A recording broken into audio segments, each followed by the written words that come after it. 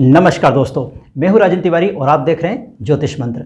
आज हम बात करने वाले हैं वट सावित्री व्रत की कि इस व्रत का क्या महत्व है, इसको किस प्रकार से किया जाता है, यानी कि इसकी पूजा विधि क्या है, पूजा में उपयोग होने वाली सामग्री कौन कौन सी है और ये व्रत किस दिन किया जाता है, इस वर्ष ये व्रत किस दिन आएगा, इन सभी बातों की चर्चा इस वीडियो में करने वाले हैं। तो चलिए शुरू करते हैं।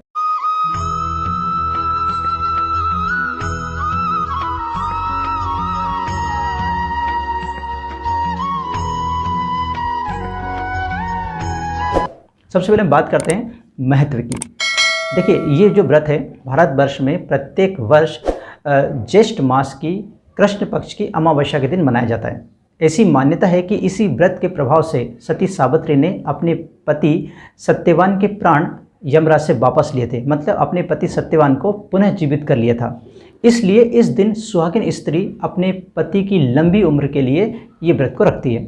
इस व्रत में बरगद के पेड़ का बहुत महत्व है, क्योंकि अगर पुराणों की माने तो बरगद के पेड़ में ब्रह्मा विष्णु महेश इन तीनों देवता का वास होता है और साथ ही इसी पेड़ के नीचे यानी बरगद के पेड़ के नीचे ही सती सावित्री ने अपने पति सत्यवान के प्राण यमराज से वापस लिए थे। इसीलिए इस दिन सुहागिन स्त्रियां बरगद के पेड़ के चारों ओर घूमकर रक्षा सूत्र बांधकर अपने पति की लंबी आयु की कामना करती है।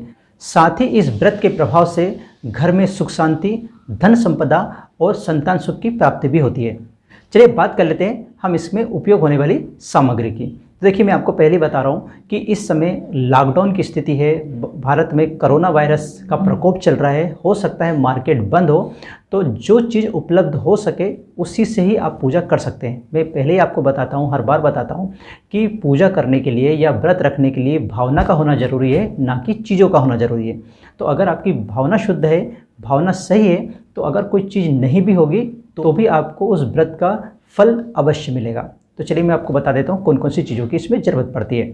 तो इसमें बांस की 2 टोकरियाँ, कच्चा सूत, सुहाग का जोड़ा, दान करने के लिए अगर आप दान करना चाहती हो किसी ब्राह्मण को तो आप उसके लिए वस्त्र ला सकते हैं, काले चने, फल, दक्षिणा के लिए पैसे, देवी सावित्री की प्रतिमा या फिर चित्र, नारियल और डेली में उपयोग होने वाली जो पूजा सामग्री होती है जिसमें कुमकुम, अक्षत, रोली, ये सब चीज़ें होती हैं, इन चीज़ों की आपको ज़रूरत पड़ेगी।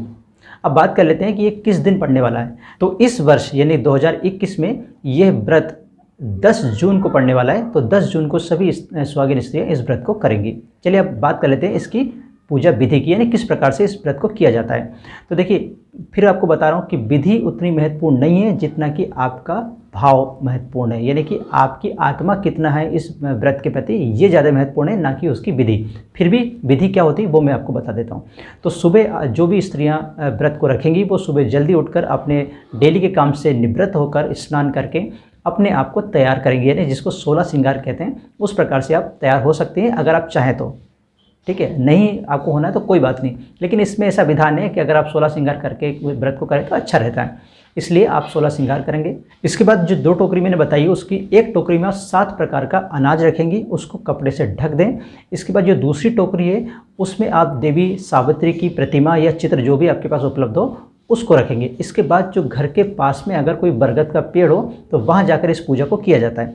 सपोज़ करिए कि इस समय लॉकडाउन की स्थिति में आप बाहर नहीं जा सकते तो आप घर पे ही ये पूजा कर सकते हो। कैसे करना है आपको, आप एक जगह पे एक पटा बिछाएंगे, यानी कि जिसको अपन कहते हैं ना लकड़ी का एक पटिया जो होता है वो रखेंगे, उसके ऊपर लाल कपड़ा रख देंगे, उसके ऊपर तीनों देवता यानी ब्रह्मा विष्णु महेश की फ़ोटो या चित्र या फिर उनकी छोटी छोटी मूर्तियाँ हों तो वो रख सकते हैं। और साथ ही आप तुलसी माता का जो पौधा है वो भी वहाँ पर रख के उनकी पूजा कर सकते हैं। अब वहाँ पे क्या करना है कि जो बड़ का पेड़ है उसके 5 पत्ते लेना है, उस 5 पत्तों में आप तीनों देवताओं के नाम लिख देंगे। 3 पत्ते में एक में आप देवी सावित्री का नाम लिखेंगे और अगले वाले में आप उनके पति यानी सत्यवान का नाम लिखेंगे। ऐसे 5 पत्तों में आप उनके नाम लिख के वहाँ पर आपको पूजा करना है।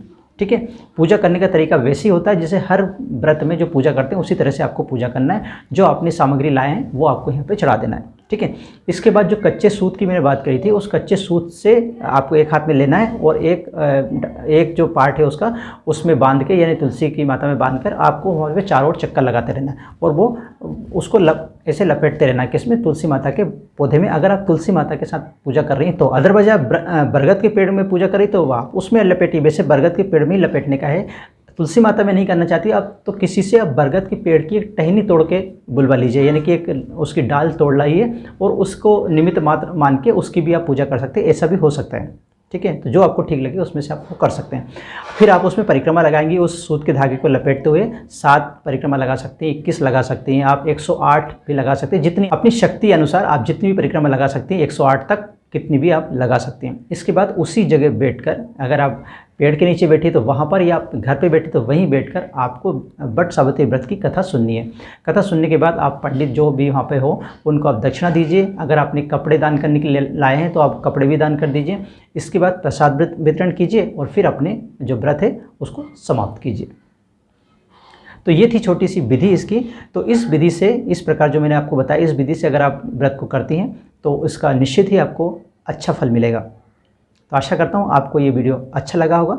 अगर वीडियो अच्छा लगा तो प्लीज़ से लाइक कीजिए, शेयर कीजिए और मेरे चैनल ज्योतिष मंत्र को सब्सक्राइब कीजिए। आज के लिए बस इतना ही, मिलते हैं नए विषय के साथ। तब तक आप रहिए खुश और मुझे दीजिए आज्ञा। जय हिंद।